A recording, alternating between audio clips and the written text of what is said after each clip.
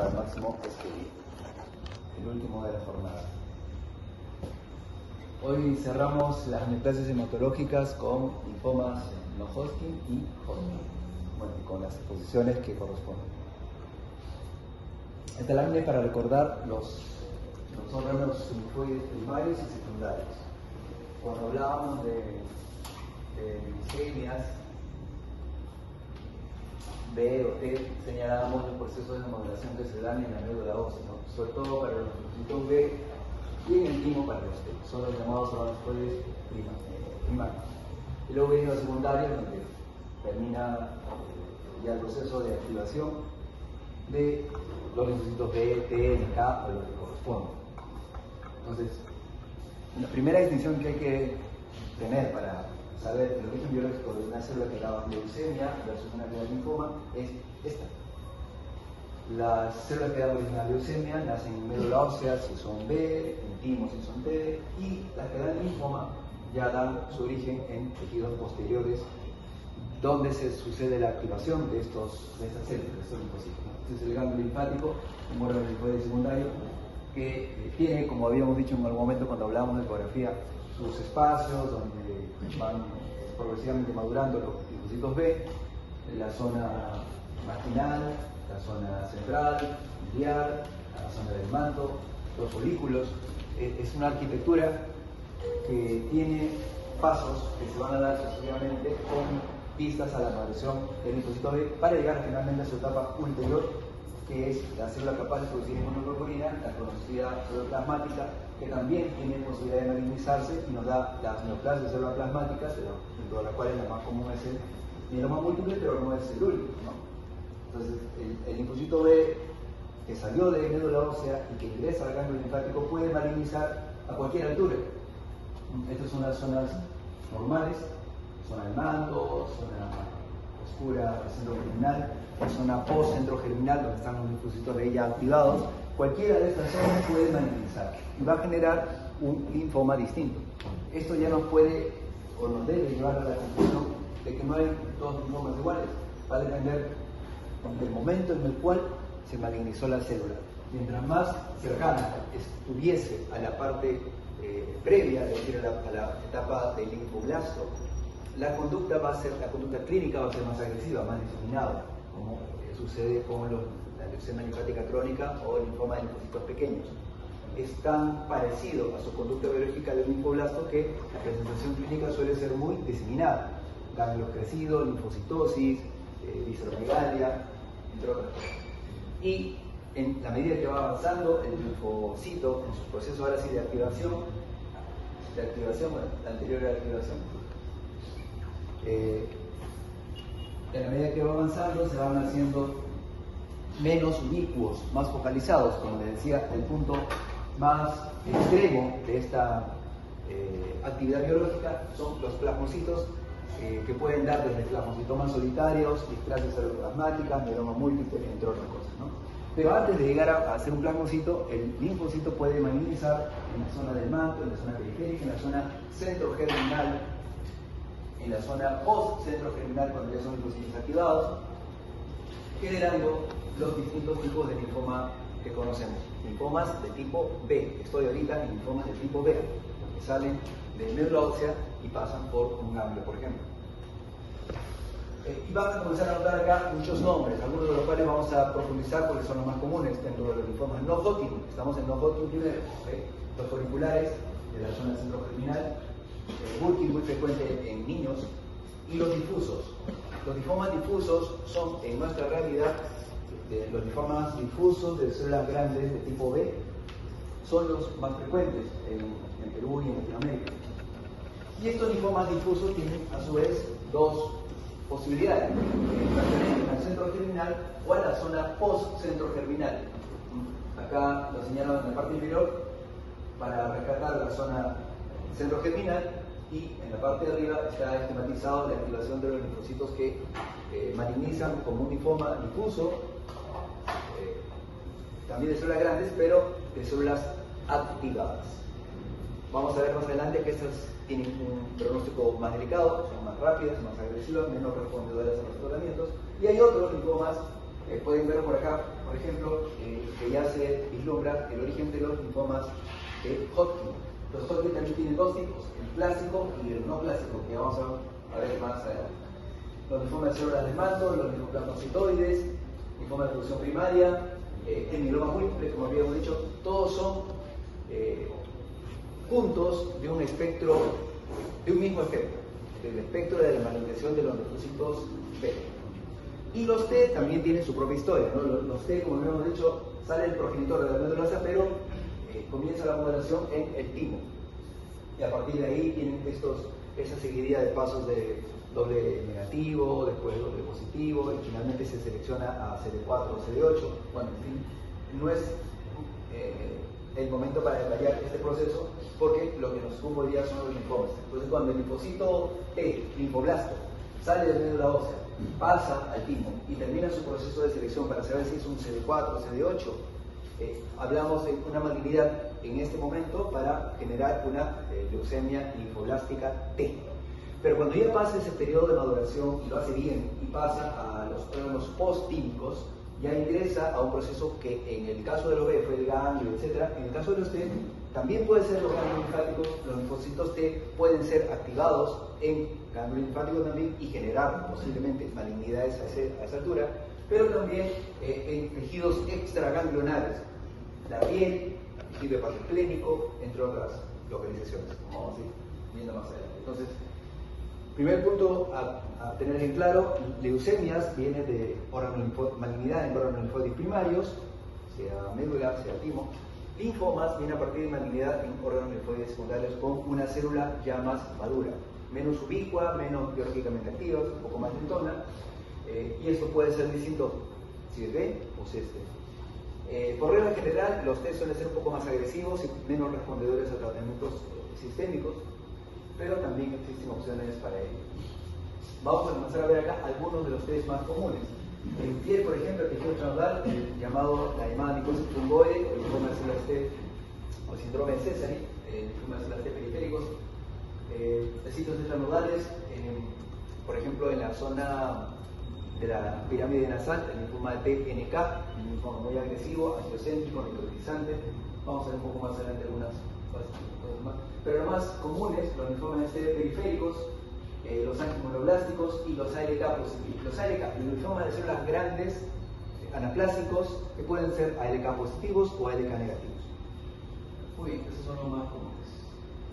También están dentro de la distribución sanguínea y nodal los linfomas de células T del adulto. Estos que tienen una conducta muy agresiva, muy rápida, que suelen dar un síndrome paraneoplásico amplio como hipercalcemia, dolor óseo, entre otros, que son por HTV1 positivo. Esto es otra vez para recordar origen medular o origen tímico, leucemia. Origen post esta etapa, linfoma, sea B o sea T. Otra vez acá están los más comunes, leucemia celular del adulto, micosis fungoide. También otro punto acá a señalar como distinción clínica es que los linfomas B, por reglas, suelen ser más ganglionares. Y los linfomas T suelen ser más extraganglionares. Puede haber un B extraganglionar, sí, y puede haber un T ganglionar también, pero si vamos a hablar por frecuencias, si tienes un caso, tienes un paciente que ingresa y es fundamentalmente ganglionar, usualmente tu cabeza se va a ir para sospechar que pueda tratarse de un linfoma B. Y si es al revés, si es un linfoma cutáneo, nasal, hepatoesplénico, posiblemente más estemos hablando de un linfoma de estirpe T. La frecuencia, B es largamente más frecuente que T. Factores de riesgo asociados. Agentes virales hay un montón, sobre todo para los tipo B, HTLV1 para los tipo T, los linfomas, el herpes tipo 8 para el linfoma de las cavidades, virus de hepatitis C también está asociado a mayor riesgo para linfomas de estirpe B.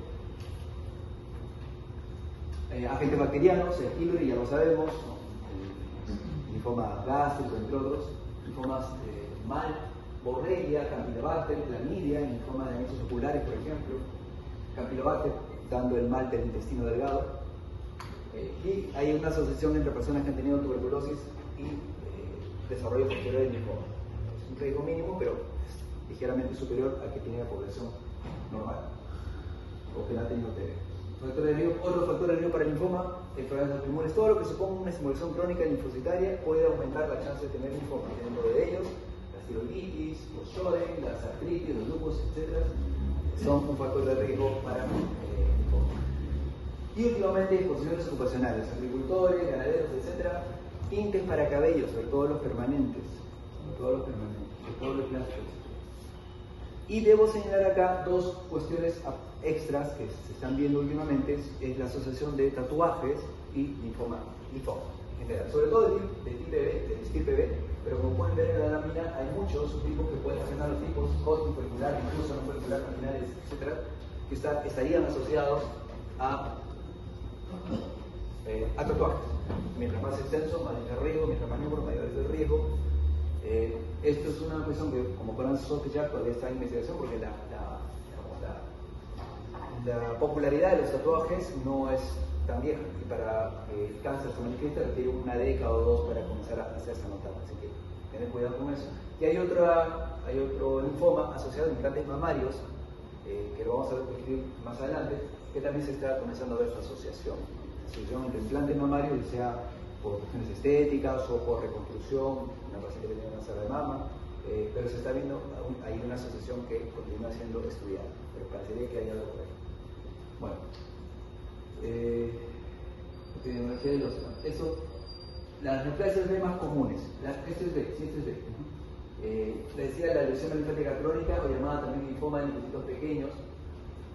Es una misma entidad, solamente que dependiendo si se presenta como células circulantes, le llamaremos leucemia linfática crónica, o si se presenta clínicamente como ganglios, le llamaremos linfoma de linfocitos pequeños. Pero es lo mismo, al final, biológicamente hablando. El estirpe B es bastante frecuente. Luego están los linfomas de la zona marginal y presentación básicamente como ganglio, como linfoma, el linfoma follicular, el linfoma difuso de las grandes B y el linfoma extranodal tipo mal gástrico, uno de los más comunes. Hay otros que no están resaltados, que son también posibles diagnósticos de linfoma de tipo B, que lo pongo ahí como para conocimiento general, pero básicamente saber que los que están en negrita son los más comunes. Lo mismo con T. Hay una prolifocítica T, leucemia linfoma celular T del adulto. Esta neoplasia suele tener o puede tener ambas presentaciones, de tipo leucemia con células malignas circulantes en sangre, a eso lo llamamos tipo leucemia, o forma clínica de linfoma, que no hay células malignas en sangre circulando, pero hay cambios crecidos. La biopsia informa de linfoma T asociado a HTLV1, eso es un linfoma T del adulto. Transmitido como se transmite el HB, igualito. Esta gente suele nacer con los HTLV1 porque la madre lo engendra, porque se lo ha pasado, y desarrolla la enfermedad a los 30 o 40 años de edad. Pueden hacer para parálisis espástica tropical, como puede ser una neoplasia maligna de este tipo. Y otros linfomas de tipo T muy comunes, el T periférico, angioplástico, aquí están los anaplásicos, que son las grandes, que pueden ser ALK positivo o negativo.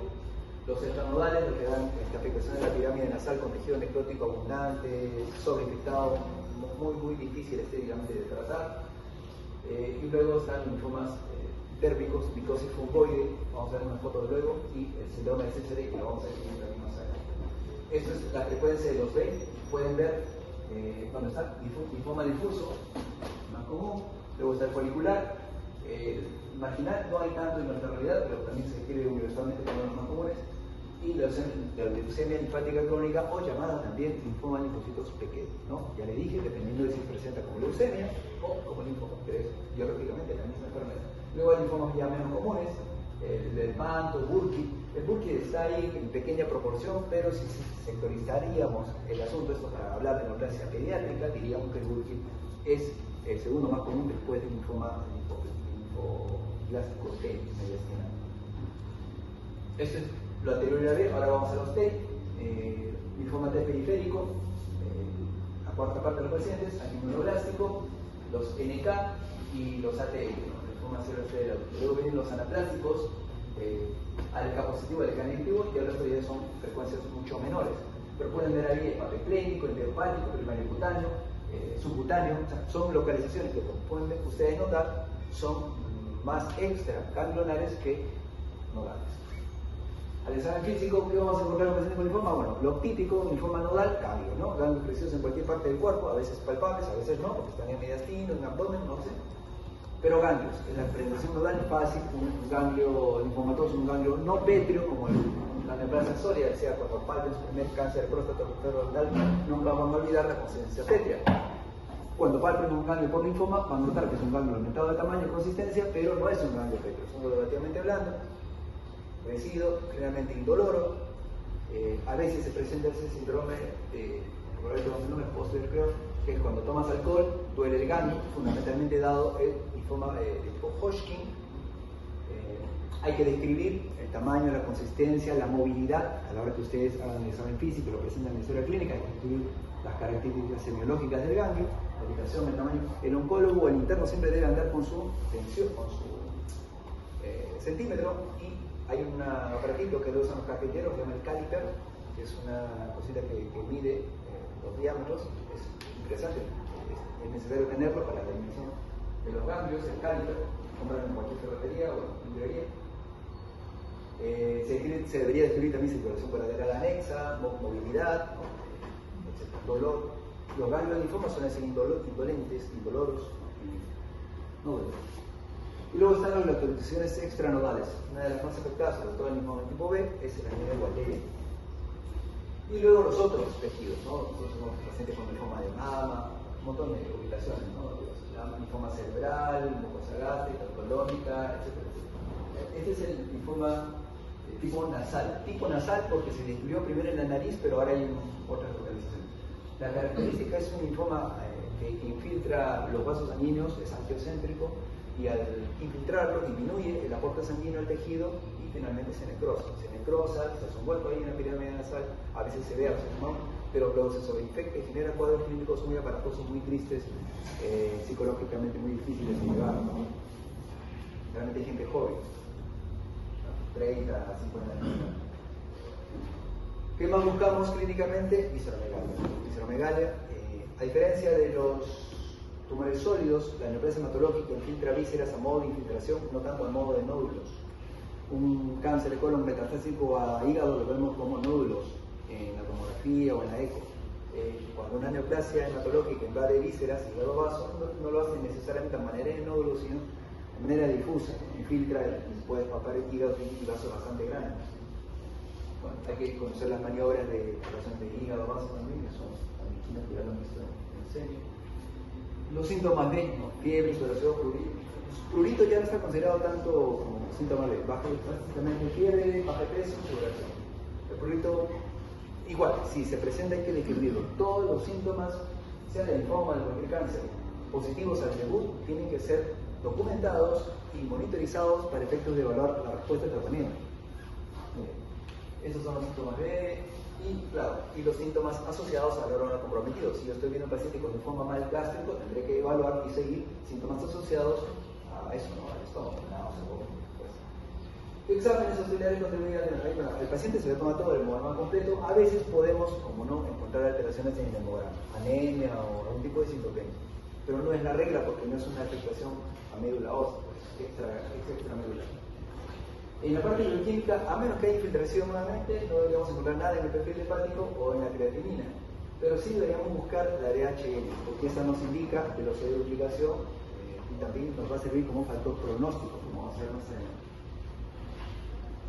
Marcadores tumorales, beta-2 microglobulina. La beta-2 es un marcador generalmente usado para la neoplasia de la sangre, siempre y cuando tengamos función renal normal, porque la beta-2 microglobulina es un componente del complejo mayor de histocompatibilidad y como tal, si no hay una función renal adecuada, no se va a excretar y se va a elevar de manera ficticia, no porque haya un grupo de células proliferantes, sino porque no se está excretando. O sea, la beta-2 es importante. Si mi paciente tiene CREA normal, creatinina normal, debo pedir una beta-2 para efectos de tener un marcador tumoral.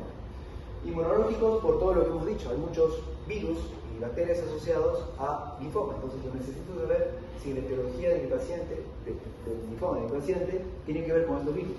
Algunos de ellos tienen tratamiento. HTV1, por ejemplo. Y razón por cardiólogo, ¿por qué cardiología? Porque los tratamientos de estos pacientitos tienen generalmente la necesidad de utilizar antraciclínicos. Y habíamos dicho cuando hablamos de las quimioterapias y toxicidades, ¿no? Hay toxicidades para cada grupo. Los taxanos neurotóxicos, ¿no? Los taxanos neurotóxicos, los platinos nefrotóxicos, ototóxicos también, y los antraciclínicos cardiotóxicos, disminución de la presión del ventrículo izquierdo. Entonces, si yo le voy a dar a mi paciente potencialmente su antraciclina, porque en base a eso se va a fundamentar su opción de curación, necesito saber cómo está su fracción de eyección antes de comenzar el tratamiento, para luego hacer el seguimiento. Entonces ustedes como internos del paciente, bueno, doctor, el paciente viene con sospecha, tiene un proceso expansivo, ganglionar, diseminado, posiblemente linfoma, no sé, de Hodgkin o Hodgkin, y le he pedido su batería de patológicos, bioquímicos, inmunológicos, y además interconsulta acá para que le hagan su ecografía, porque de repente usted sabe, doctor, le pueden detectar su antraciclina y ya el paciente va a estar listo, ¿no? Todo este trabajo de diagnóstico no debe tomar más de una semana, chicos. Eso es impensable, es una locura que se dé. Yo tengo pacientes, ¿no? Diagnosticados en diciembre y en junio tenemos que hacer tratamiento. Eso es una insensatez total. Falta de sensibilidad del médico, del servicio de salud en general, porque esto va a empezar en 3 días. Todo lo laboratorio que sale el mismo día, ¿no? Y cardiólogo que lo ven 2 o 3 días y está reporte. Por ahí lo que puede demorar las tomografías 2 o 3 días, la biopsia también 3 días, ¿no? Pero una semana es más que suficiente para tener todo esto listo.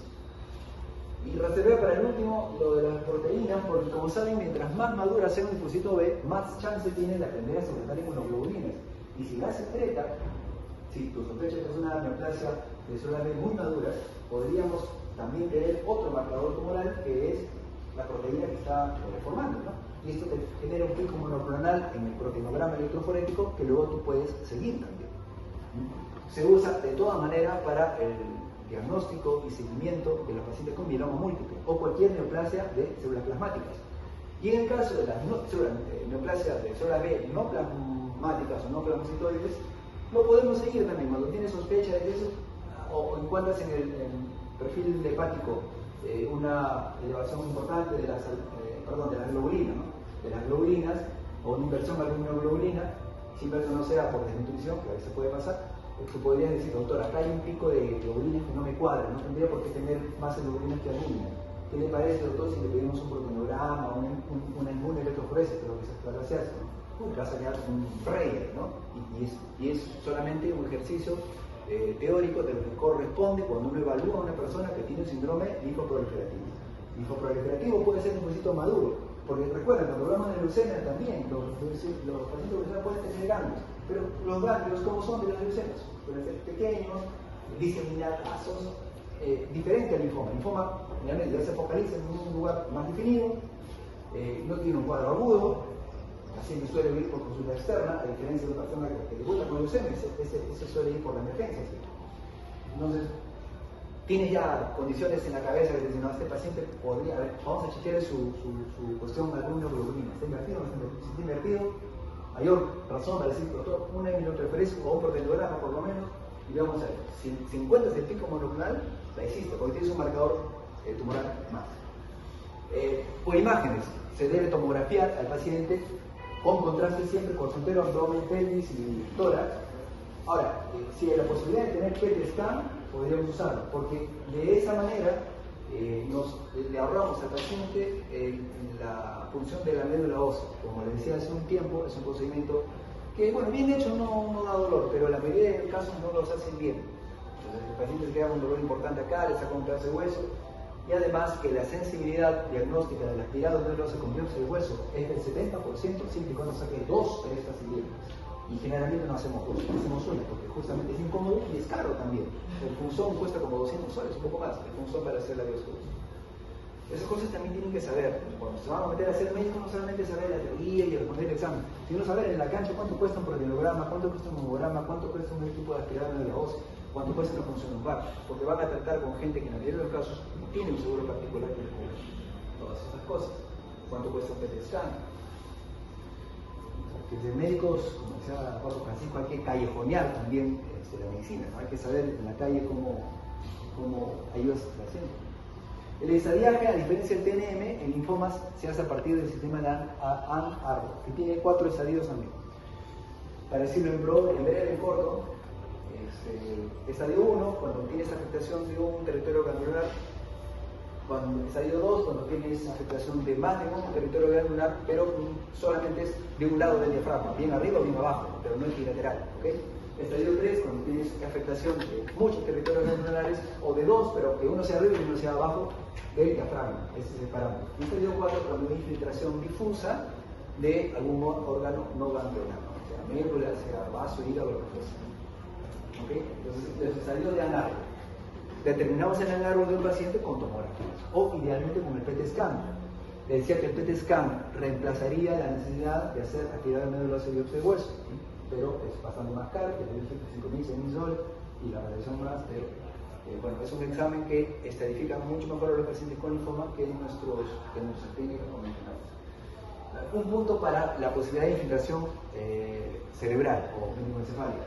Hay pacientes que pueden tener más riesgo de esto, y esto es importante porque neoplasia hematológica mucho más rápida que una neoplasia sólida podría requerir primero despistaje y luego tratamiento de una posible infiltración cerebral. ¿Quiénes están en riesgo de eso? Gente más de 60 años, pacientes que tienen DHL elevada, status performance más de 1, o sea, de 2 para arriba. ¿Recuerdan el eco? No me acordé el nombre, la última vez no se lo pueden mencionar, es SUBRO. La escala del doctor SUBRO, la escala del eco, es aquella que les expliqué. Eco 0, 1, 2, 3, 4 y eco 5, que es el paciente muerto, ¿no? Bueno, si uno tiene status performance o eco o SUBRO, la escala de SUBRO, más de 1, factor de riesgo. Etapa 3 o 4, según Ann Arbor, también factor de riesgo. Compromiso extranormal en más de un lugar, también. Y compromiso adrenal o renal. Haces tu tablita, sumas si tu paciente tiene estos criterios y lo catalogas como de riesgo bajo, intermedio o alto. Los de alto riesgo obviamente requerirán por lo menos una función lumbar diagnóstica y posiblemente una quimioterapia intratecal profiláctica. Condiciones adicionales, pacientes que tengan linfoma por HIV, que tengan linfoma testicular, linfoma de alto grado, contralocaciones, eso más adelante lo puedo mencionar con más detalle, linfoma cutáneo y etapa 1 de linfoma difuso de células grandes B de la mama. En esas condiciones el paciente debería tener una evaluación de SNC para descartar infiltración aquí.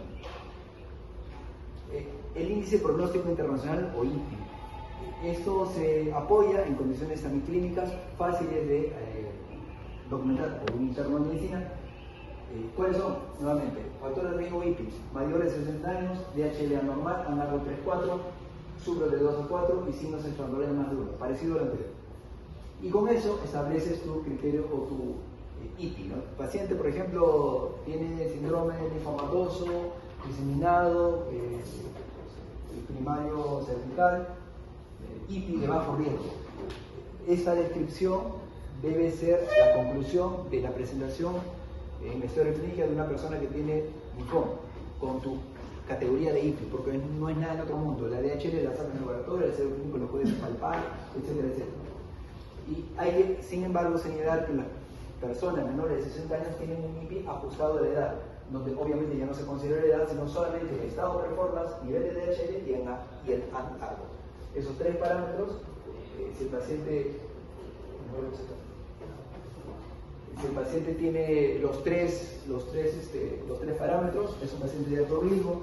Si tiene de 1 a 2, es un paciente de riesgo intermedio. Y si tiene solamente, o si no tiene nada, es un paciente de bajo riesgo para infiltración, o para pronóstico, ¿no? No está ahí señalado, pero paciente de menores de 60 años, 0 factores, bajo riesgo. 1 a 2, riesgo intermedio. 3 factores, paciente de alto riesgo, a pesar de tener menos de 60 años. Muy bien. Índice pronóstico regional. Esto para resolver eso no importa ahorita. Esto tampoco. Biopsia. En la biopsia, cuando ya tú tienes tu sospecha diagnóstica, ¿no? Has hecho tu señalogía y todo, vas a sacar la biopsia. Te puede salir cualquiera de estos tipos de linfoma. Vamos a escribir algunos de ellos. Linfoma difuso de la grandes B. Acá es el más común. 30-40% de los linfomas son difusos B, edad media 60 de cada día y la retrogradación 3-14.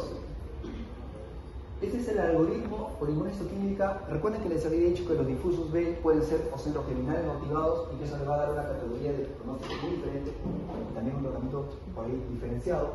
Esa distinción sobre si es centrogerminal o activado se puede hacer por secuenciamiento genómico o por inmunohistoquímica.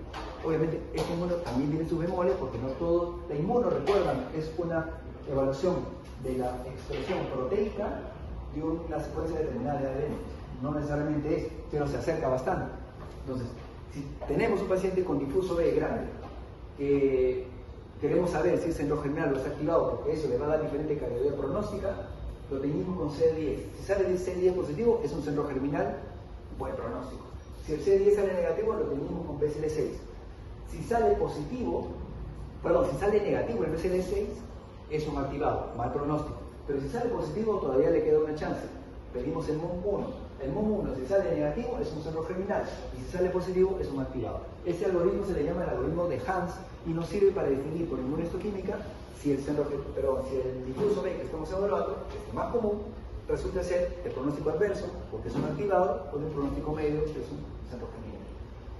Esta es la secuencia por relación genética que le digo, que al final es lo mismo. Otro tipo, folicular.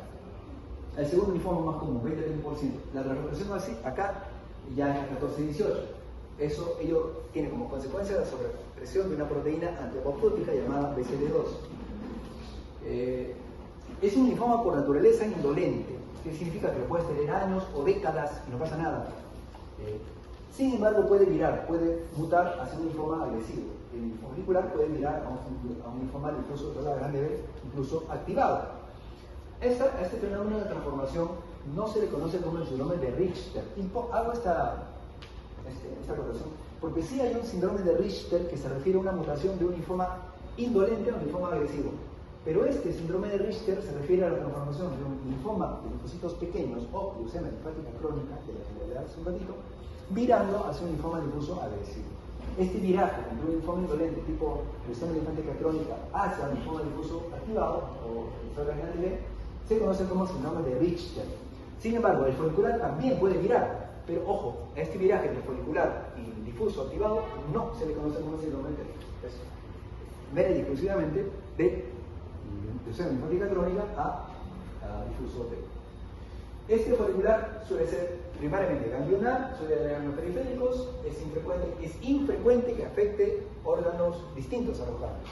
Eso es un dato clínicamente importante. Los foliculares suelen ser una paciente que estamos siguiendo como 10 años, tiene su folicular acá en el cuello, no le molesta de nada, sigue en observación y no va más allá. Los foliculares pueden tener grado 1, 2 o 3, 3A, 3B también. Los grado 1, 2 son los que se siguen en el tiempo y a veces no. Se le puede dar algunos medicamentos de terapia dirigida, tipo rituximab y otros más, pero podrías dejarlo en pausa también con observación mediante acá. Esos son los grados de folicular. El mal gacho, que es otro linfoma común, es el extragranular primario más común, asociado al pylori, vinculado con la región 13 y 18. Otro linfoma no Hodgkin B común, el solo del manto. Conducta, esto puede tener conducta agresiva, afecta a médula ósea, sangre periférica, o sea, puede tener comportamiento de leucemia, como en el 50% de los casos. Típicamente marca C19, 20 y 5, asociado a una región 11-14, que es la que se expresa como ciclina D1. Linfoma B, ciclina D1 positivo, es un manto, asociado a la región 11-14. Y este es el Burkitt, que digo que es muy rápido, muy agresivo, anteriormente llamado leucemia linfoblástica L3, tan rápido que antes se consideraba una leucemia por su conducta clínica, muy frecuente en niños, el linfoma más frecuente en niños, y el segundo es el leucemia linfática aguda P mediastínica. Tres formas clínicas y la imagen típica de la patología es imagen de cielo estrellado, pero la versión 8-14.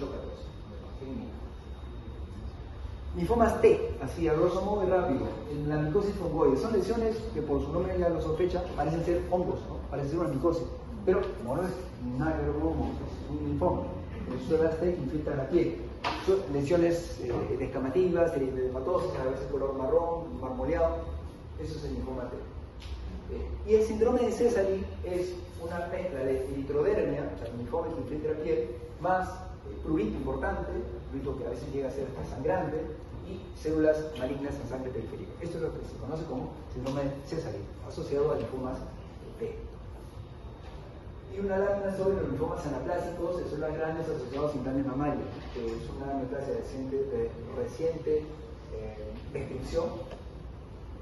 es un linfoma que se asienta básicamente sobre la cápsula del implante. Uno retira la cápsula del implante y luego puede ser infiltrativo, pero no es lo usual. Lo usual es que retiras el implante y la cápsula está afectada por linfoma con el seroma que lo rodea, es el asiento de los linfocitos malignos. Un poco para resumir: bajo grado, folicular, linfocitos pequeños, zona marginal, mucosa fungoide, y alto grado, difuso, células grandes, Burkitt, manto, primario de cavidades, y linfoma T, excepto la micosis fungoide, que, como les digo, la micosis fungoide suele ser un tratamiento de largo aliento, 5, 6, 8, 10 años. Se trata al inicio con tópicos, o con fototerapia ultravioleta, y finalmente, si hace diseminación, ya se trata con quimio, pero suele ser un linfoma de bajo grado.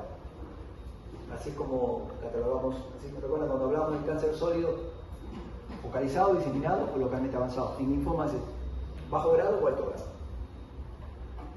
Un poco de las características de inmunistoquímica de los principales. Y dos pinceladas sobre el tratamiento. La quimioterapia para linfomas suele asociarse o suele contener ciclofosfamida, la H-hidroxirubicina, que es el antraciclínico genérico, por eso es la razón por la cual le pedimos a todos los pacientes ecocardio o MUGA para ver sobre todo ecocardio. Oncovin, que es la vincristina, que es un alcaloide de la vinca, recuerdan que evitan la polimerización de los microtúbulos, a diferencia de los taxanos, que evitan la despolimerización de los microtúbulos, o que acá usamos oncovin o esto. Y la P es prednisona, que puede ser Dexa, que puede ser cualquier corticoide. Y que también es la razón por la cual les decía que ustedes pueden salvar la vida a alguien que tenga un linfoma que esté ocurriendo la vía aérea solamente con corticoides, mientras lo trasladan de un lugar periférico a un lugar de mayor dificultad. Y la R es rituximab. Rituximab, que cambió la historia de, no sé si está acá la lámina, cambió la sobrevida de las personas con linfoma a partir de su inauguración, y ha sido de repente indestronable por 2 décadas, pero ahora ya hay otros anti-CD20 que están comenzando a empujar el rituximab a un costado, pero todavía se mantiene como piedra fundamental del tratamiento de los pacientes con linfoma no Hodgkin, células B, de células B. ¿Por qué células B? Porque son los que tienen CD20 positivo. Yo tengo linfoma T, micosis fungoide, cualquier linfoma que por definición, recuerdan, los B, ¿cuáles son los marcadores? Porque tienen 2 dígitos, ¿no? Los dígitos 90, 19, 20, 79. Los T, ¿cómo se distinguen? Porque tienen CD3, CD5, CD7, CD8, un solo dígito, de una manera fácil de recordar cuál es B, cuál es C. Bueno, los que son B son tratables por rituximab siempre que tengan CD20 positivo. Bueno, ¿qué más? Es como actúa el rituximab, mediado por anticuerpos, por reclutamiento de NK, etc. Esto no es. Claro, ¿qué pasó? Lo voy a corregir porque estas son las láminas o sea, no es para pregrado. Entonces, célula C también. No se metan en esto. Acá solamente recuerden que quimioterapia, rituximab y ¿qué más? Bueno, el Carticel, la terapia con rearreglos de receptor en el linfocito T para ligarse al CD19 que suele estar en el linfocito B, es una terapia de rescate, la más útil actualmente antes del trasplante, para rescatar a las personas con recaída de linfoma. Lamentablemente el costo es una cosa prohibitiva. Eso, el Carticel es una alternativa, ¿no? No sé por qué estas cosas no podrían ser por esto.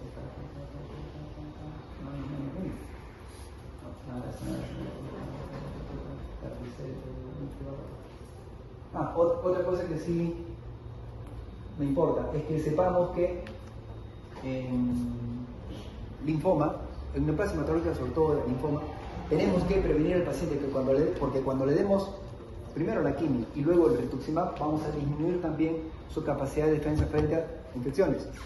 Y eso hace que la recomendación fuerte enfatice sobre la necesidad de darles aciclovir, cotrimoxazol, tenofovir, para cuando lo planteemos, por ejemplo, que hay hepatitis B previo, o isoniazid, ¿no?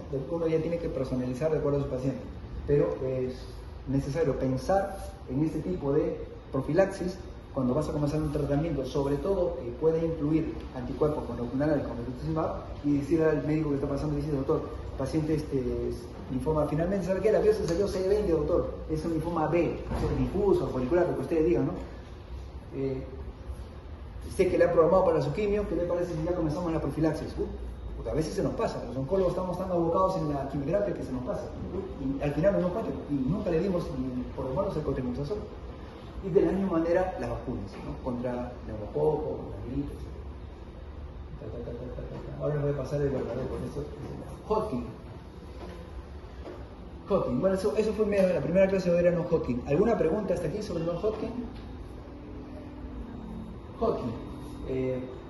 Se fundamenta en el hallazgo patológico de estas células de Stemmer con las células llamadas de Hodgkin. Vamos a ver cuál es la diferencia.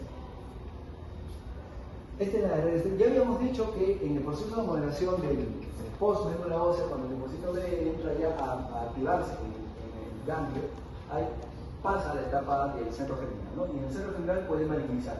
Estando acá, estando en el centro germinal, cuando tiene el CD20 positivo, la malignidad subsecuente podría ser el linfoma de Hodgkin, no el clásico, porque hay dos grandes tipos, el clásico y el que no es clásico. El que no es clásico también se le llama predominio linfocítico o nodular, linfoma Hodgkin nodular, predominio linfocítico. Okay. Ese, que no es clásico, se origina en el centro germinal, CD20 positivo, pero cuando el linfocito pasa esta etapa y continúa su proceso de activación, llega a la etapa post-centro germinal y se maligniza en esa etapa post-centro germinal, ese linfocito B puede dar origen a un linfoma de Hodgkin, ahora sí, un linfoma de Hodgkin clásico, con su red Stemmer bien clavada, CD20 negativo.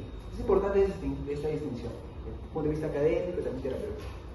Entonces, Hodgkin puede tener dos posibilidades, clásico o no clásico. El no clásico se malignizó antes, ¿no? Y por malignizarse antes tenía todavía el CD20, lo puedes identificar en la inmunidad científica como CD20 positivo. El que sí es clásico es el que se malinizó después.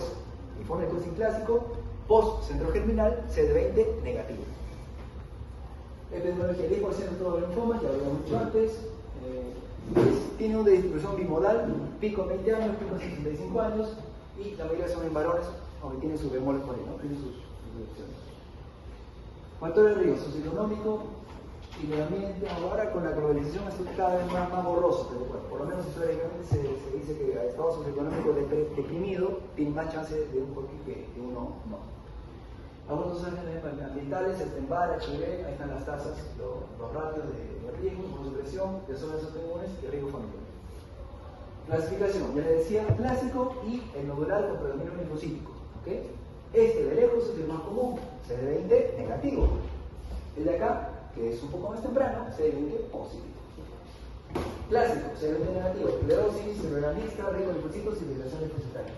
Hay que distinguir que una cosa es rico en linfocitos del clásico y otra es predominio linfocítico del no clásico. Ojo, el de allá es CD20 positivo, el de acá es CD20 negativo. Vamos a ver, y esa frecuencia de también 70, 25 y casi nada.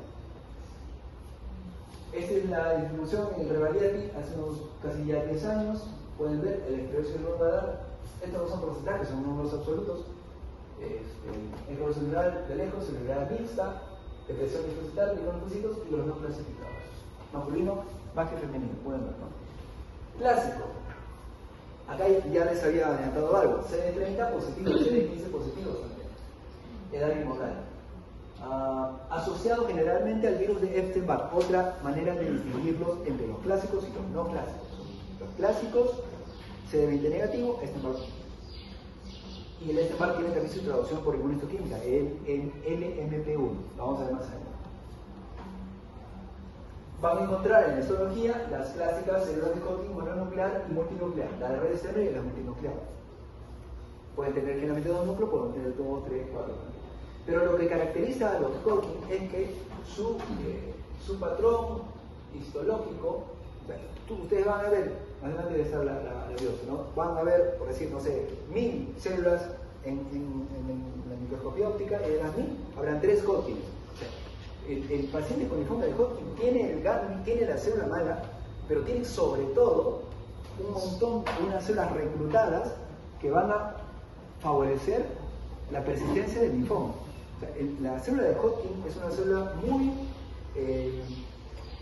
muy sociable, ¿no? Llama a todo el mundo. Tiene maneja un mundo de citoquinas que le permite rodearse de macrófagos, de dendríticas, de tejido fibroblástico. Vive en un mundo rodeado de un séquito de células intersticiales que le permiten la subsistencia, ¿no? Y está como la reina rodeada de un montón de células. Suele ser, como digo, una célula gigante, multinucleada, en el proceso normal, la célula de Stenberg, típicamente binucleada, en las células en ojo de búho. Y no sé si no, algunas células de Hodgkin rodeadas de un mar de células linfocitarias, macrofágicas, dendríticas, etc., que han sido reclutadas para subsistencia de redes de describiendo los subtipos del tipo clásico CD20 negativo, este marco. 70% de los clásicos son esclerosis nodular, más frecuentemente en países desarrollados. Compromiso medicinal del 80%. Medicinal 80%. O sea, la mayoría de las esclerosis nodulares son intramediastínicas, intratorácicas. Y llamamos esclerosis nodular por el tejido fibroso que aparece en el ganglio y en el interior también, dando ese aspecto esclerótico y nodular. La mayoría son de etapa 1-2, síntomas B casi en la mitad de los pacientes. Morfológicamente, las células de Hodgkin, un patrón nodular, van a colágenas y reaccionan con morfología lacunar, ¿no? Pueden ver por ahí. Segundo y mejor pronóstico, esta es la masa típica de un paciente con linfoma de Hodgkin. Masa intestinal, síntomas indolentes, semanas, meses, con tosecitas ahí que van y que vienen. Estos pacientes suelen tener un curso indolentón porque tienen grandes masas, pero como les decía hace un rato, los linfomas B suelen ser muy respetuosos del ganglio, entonces no infiltran, hasta ahí que crece, en el tejido, perdón, en el espacio torácico hay tanto espacio para crecer que cuando debutan suelen tener realmente grandes masas. Y después al final, por continuidad, genera irritación pleural, un poco de derrame, tos y dolor, ¿no? Pero más allá no dan grandes síntomas. Otro, el celular mixta, 20 a 25% de linfomas clásicos, común para la infección por HIV. Este es un dato ya más distintivo. Común en la infección por HIV, no tiene infección inmunal, más en varones, ya son un poco más grandes. Se dan cuenta, en esclerosis la gente era más joven y solía ser niña o joven, entre 15 o 20 años, chicas. Ese es para la esclerosis celular mixta, ya es otro perfil, de varones y generalmente de 30 a 40 años. Se disemina más fácilmente. Los celular mixta suelen tener diagnóstico de etapa 4. Síntomas muy frecuentes, monoperfil, masa palpable, dolor de acá comienza a verse lo de Stenberg. Stenberg positivo, 75% de los casos. Pronóstico intermedio. Otro clásico, rico en linfocitos, pero sí menos común, 5%. Más común en desarrollados, otra vez frecuente en varones, mayormente ganglios linfáticos periféricos. Acá, a diferencia de esclerosis nodular, no hay típicamente una gran masa mediastinal. La mayoría otra vez son etapa 1-2, compromiso celular, raro compromiso difuso, y es el que tiene el mejor pronóstico. Los ricos en linfocitos, a los ricos siempre les va bien, es el que tiene el mejor pronóstico. Depresión linfocitaria, otro, ¿no? Asociado a HIV también, son la real minoría de los casos, más en varones, etapa avanzada 3-4, síntomas B. La mayoría son el Stenberg otra vez y el MLP1 positivos. Peor pronóstico. Y acá viene el no clásico o el nodular contra el linfocítico. 5% de todos los linfomas en los 50 años se recala, son ganglionares, etapa 1-2, vienen de o sea, se transformaron en el centro germinal y por ello son CD20 positivos y 39A SLC. Si son CD20 positivos, son los únicos dentro del linfoma de Hodgkin que son tratables con rituximab o cualquier anticuerpo anti-CD20. Y eso le da una buena expectativa de tratamiento. Síntomas, bueno, síntomas asociados, síntomas B como en el anterior caso. Acá es un dato, la eosinofilia. A veces hemos encontrado pacientes con linfoma por eosinofilia llamativa, cuando has descartado cualquier otra causa infecciosa de eosinofilia, parásitos, alergias, lo que fuese, y pensando que podría ser un linfoma. Y acá está el síndrome de Hoste, que es el dolor con ingesta de alcohol. Dolor en los ganglios solo cuando hay ingesta de alcohol. Algunas diferencias entre Hodgkin y no Hodgkin. Ya les decía, no Hodgkin afecta sobre todo ganglios, el otro un solo ganglio, ¿no? Los Hodgkins crecen y no infiltran. Ese es el típico Hodgkin. Los otros, los no Hodgkin, crecen y a medida que aumenta su chance pueden comenzar a infiltrar. Otra diferencia, dispersión ordenada por continuidad en el Hodgkin y no Hodgkin se disemina, ¿no? Infiltra. Otra diferencia, Hodgkin, ganglios mesentéricos y Waldeyer raramente afectados. En no Hodgkin, Waldeyer suelen ser los más afectados, igual con los mesentéricos. Hodgkin extragranular rarísimo. En el no Hodgkin, extragranular hartísimo, ¿no? Sobre todo en los linfomas T, como habíamos mencionado hace un momento. Método de diagnóstico de la biopsia excisional, se trata de sacar todo el ánimo, si no es posible. El hemograma de lo mismo, la DHL, la BCG, la beta 2 microglobulina igualito, la beta 2 sabiendo que el riñón está bien. Las tomografías, tal como les dije en no Hodgkin, si se puede hacer PET scan, que se haga PET scan, si no, biopsia de hueso, si se puede por dos mejor. Sustracción de eyección, porque también se van a usar en las disciplinas. Y evaluación por neumología, porque se podría utilizar algún agente potencialmente neumotóxico como la riomicina. Ahí están las imágenes. Y acá está lo que les venía diciendo así, solado, pero hace rato, ¿no?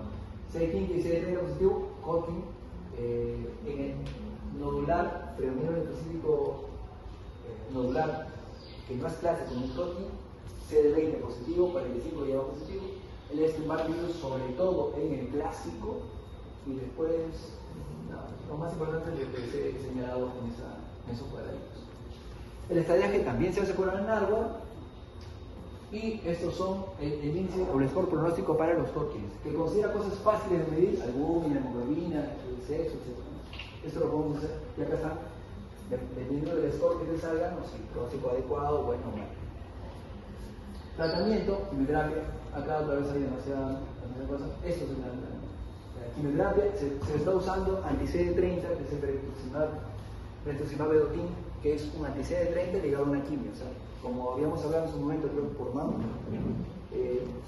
ligas un anticuerpo que va dirigido a una célula determinada que tiene ese receptor, pero con el anticuerpo va amarrado a un quimioterapia. Es la vedotina, que puede ser fármaco, pero entonces vedotin, que es un anti-CD30 con un quimio, el anticuerpo entra por sangre, busca CD30, se pega ahí y luego le mete la bomba, ¿no? Le mete la...